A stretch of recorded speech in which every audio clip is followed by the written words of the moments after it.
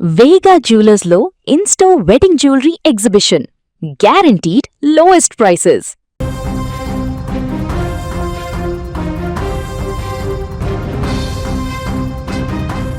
పశ్చిమ బెంగాల్ రాజకీయ క్షేత్రం మరోసారి నెత్తురోడింది.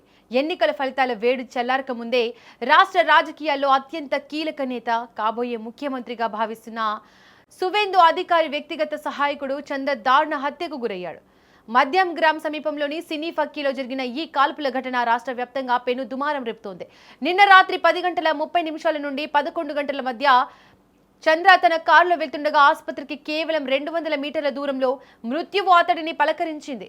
ప్రత్యక్ష సాక్షుల కథనం ప్రకారం చంద్ర ప్రయాణిస్తున్న కారు నెమ్మదించగానే బైక్పై వచ్చిన ఆగంతకుడు మెరుపు వేగంతో కాల్పులకు తెగబడ్డాడు. చంద్రనాథ్పై తూటాల వర్షం కురిపించి రెప్పపాటు కాలంలో అక్కడి నుండి మాయమయ్యాడు.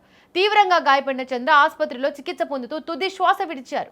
ఇది కేవలం ఆకస్మికంగా జరిగిన దాడి కాదు, సెకండ్ల వ్యవధిలో ముగించిన పక్కా ప్లాన్ అని పోలీసులు నిర్ధారించారు. పశ్చిమ బెంగాల్ డీజీపీ సిద్ధినాథ్ గుప్తా స్వయంగా రంగంలోకి దిగి పరిస్థితిని సమీక్షించారు. హంతకులు 2-3 రోజుల పాటు చంద్ర కదలికలపై నిఘా ఉంచి రిక్కీ నిర్వహించారు. ఖచ్చితమైన సమయం చూసి దెబ్బ కొట్టారు అని డీజీపీ వెల్లడించారు. ఘటనా స్థలంలో ఖాళీ తూటాలు లభ్యమయ్యాయి. ఫోరెన్సిక్ బృందం కూడా ఆధారాలను సేకరించింది. అయితే ఈ హత్య వెనుక అధికార తృణమూల్ కాంగ్రెస్ హస్తం ఉందని బీజేపీ నేతలు తీవ్ర స్థాయిలో ధ్వజమెత్తుతున్నారు. ఇది భవానీపూర్లో మమతా బెనర్జీ ఓటమికి పర్యవసానం.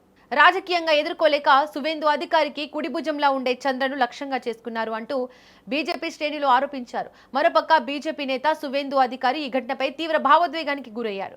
చంద్ర తమ కుటుంబ సభ్యుడు, ఎమ్మెల్యేలందరికీ సోదరుడు. 15 ఏళ్ల జంగల్ రాజు పరాకాష్ట ఇది.